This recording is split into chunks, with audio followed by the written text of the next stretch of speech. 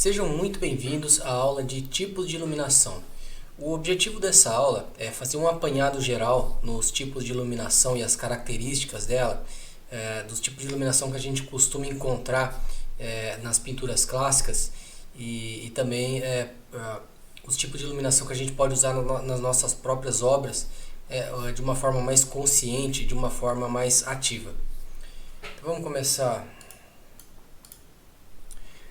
com a luz barroca, né? Então, a luz barroca ela tem por característica ter uma dramaticidade maior, né? E normalmente é uma luz que vem de uma direção, né? Vem de uma direção muito clara, e você costuma ter muito pouca luz rebatida aqui, né? Você observa que aqui na vocação de São Mateus do Caravaggio, você vê que a luz ela entra aqui pela janela, né? E a área de sombra você não tem tanta luz rebatida aqui. Olha, observa que a gente tem um pouco de luz rebatida aqui na perna, mas aqui nessa perna que a gente praticamente não tem, né? Então a sombra ela se mescla em um grande shape, vamos dizer assim, né? Em uma área de sombra, unificando vários tons ali e comprimindo detalhes, né? Ou seja, eliminando detalhes da cena, né? Então você vê que a iluminação ela projeta uma sombra bem definida. Aqui a gente tem um autorretrato do Rembrandt, né? um outro pintor bem proeminente do período barroco, e você observa que aqui a gente tem um pouco mais de luz rebatida, mas ainda assim a gente tem uma luz muito bem definida vindo dessa direção aqui, né? E a região da sombra aqui do rosto ela é muito bem definida também. Aqui a gente tem um tipo de iluminação a clássica, né, ou neoclássica. Aqui a gente tem duas pinturas do período neoclássico, onde você observa que a gente tem uma luz clara vindo de uma direção, mas ao mesmo tempo a gente tem uma definição maior, né, e uma compressão, vamos dizer assim, menor dos detalhes na área da sombra. Observa como que a pintura neoclássica ela preza por ter bastante detalhes, né, bastante descrição, e as formas elas são descritas de uma forma menos dramática. No caso do neoclássico, a gente percebe aqui uma dramaticidade mais na composição em si, né, não que o barroco não seja dramático, né, não tem essa intenção, mas no caso do neoclássico a gente percebe uma descrição da matéria um pouco mais interessada em mostrar a forma como um todo, ao invés do barroco que preza por, pelo menos o barroco do Caravaggio, né, o barroco no começo do movimento barroco, onde a gente tem a parte da sombra recortando, né, e escondendo muito do que está sendo retratado ali na tela.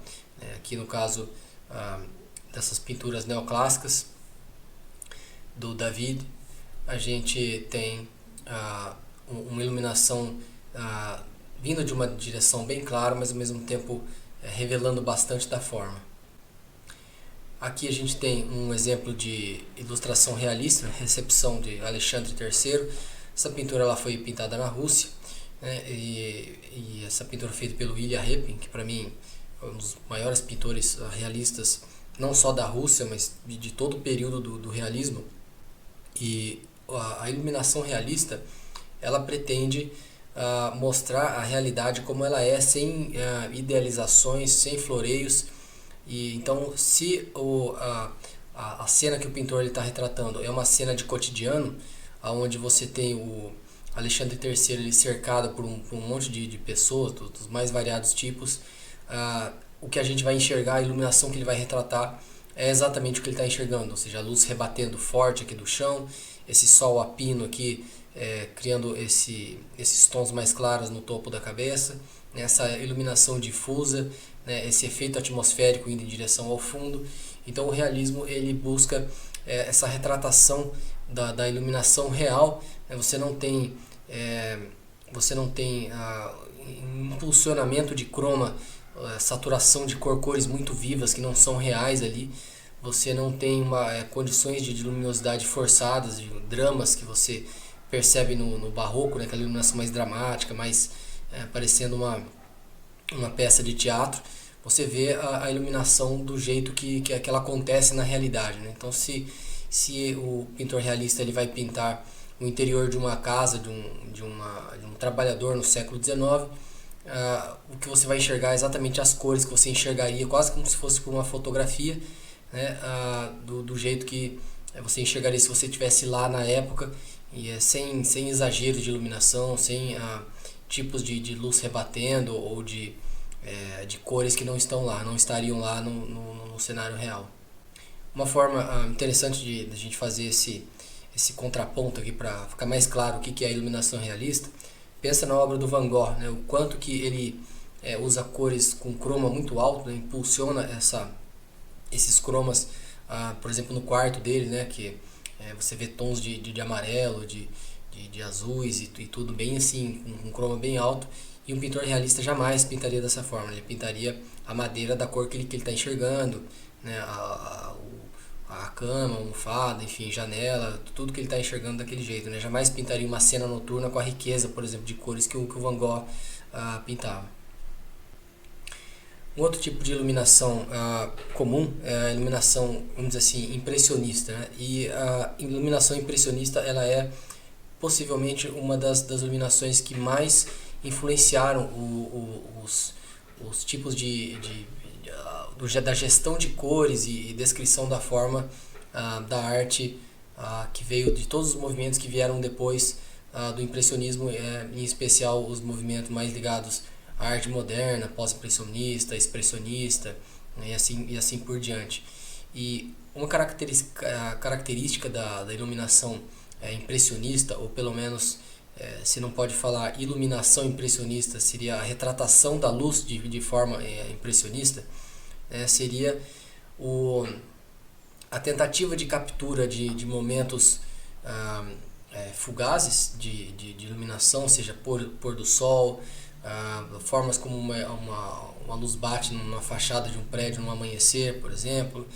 Você observa que é uma característica do impressionismo, principalmente quando ele é pintado com o céu ao ar livre, essa captura da luz rebatida em tecidos brancos, essa pintura do Monet, né, Madame Monet e o seu filho, pintada em 1875. Você observa como que a riqueza de azul aqui é muito forte, né? O impressionista ele não está tão interessado em reproduzir as cores como nós enxergamos no sentido realista. Ele está preocupado em capturar toda a abundância de cor que ele enxerga.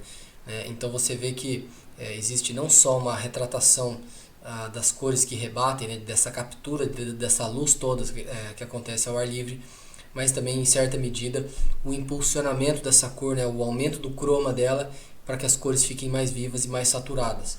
Quando a gente olha aqui a Catedral de Rouen aqui do Monet, observa como que ele impulsiona a saturação de cores da sombra, né? Você tem aqui a cor um pouco mais saturada, e na área da luz, onde a luz está mais quente, você percebe que ele faz bastante modulação de cor entre as cores mais saturadas e escuras, né? Entre esse laranja, e as mais claras e com menos saturação, como é o caso desse amarelo aqui. Aqui a gente tem outra pintura, observa como que o impressionista não só se contenta em retratar a iluminação, essa profusão de cores, como já nessa época eles começam a fazer experimentos com cor violeta, né, que são cores que os artistas de movimentos anteriores não tinham acesso. Um tipo de iluminação que se usava bastante antigamente, né, até, vamos dizer assim, o começo da Renascença, seria esse tipo de iluminação achatada, né, o flat light, que é um tipo de iluminação onde você não tem uma preocupação grande na descrição da forma.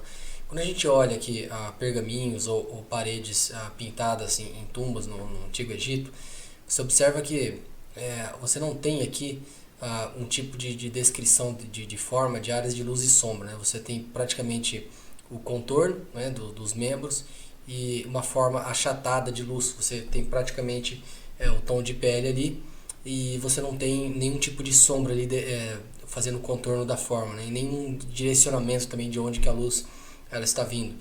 Quando a gente vê artes góticas ou bizantinas e tudo, você observa que da mesma forma não existe uma preocupação grande de iluminação como a gente viu no caso do Caravaggio, né? Onde você tem uma luz, você tem uma descrição do volume da testa, do rosto dos personagens, não só isso, mas também a composição, a forma como a luz ela entra na cena e ela tem um papel importante ali na dramaticidade da cena, na descrição de tudo que está ali, né? Aqui no caso, nesse tipo de arte aí mais gótica, né, romanesca, bizantina, você vê que a sombra aqui ela serve um propósito mínimo aqui de descrição da forma mesmo, mas você não vê uma preocupação muito grande aqui na definição de sombra, de clareza da onde que a luz está vindo.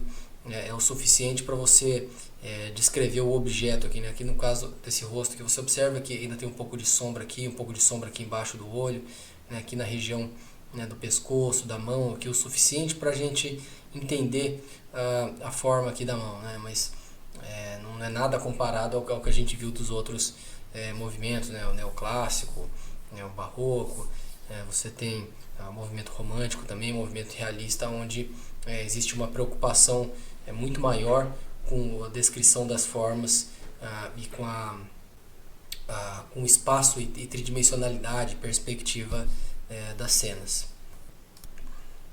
Bom, encerrando então as aulas sobre os tipos de iluminação, é importante considerar também que essas iluminações que eu mostrei são as que eu acho assim mais importantes de você conhecer, até para você poder escolher melhor, ter um repertório visual melhor para elencar o tipo de iluminação que faz mais sentido para você usar na sua obra, mas também considerar que esses não são os únicos, nem essa aula não esgota o assunto sobre os tipos de iluminação, até porque existem, se você pegar uma obra qualquer, por exemplo, da Renascença, você vai ver que às vezes você encontra um cuidado da descrição mais da forma que chega perto, assim, fica parecido com o esquema neoclássico, né, o sistema de reprodução de forma neoclássico, mas que tem elementos do barroco, ou seja, você não é uma coisa totalmente separada os tipos de iluminações que você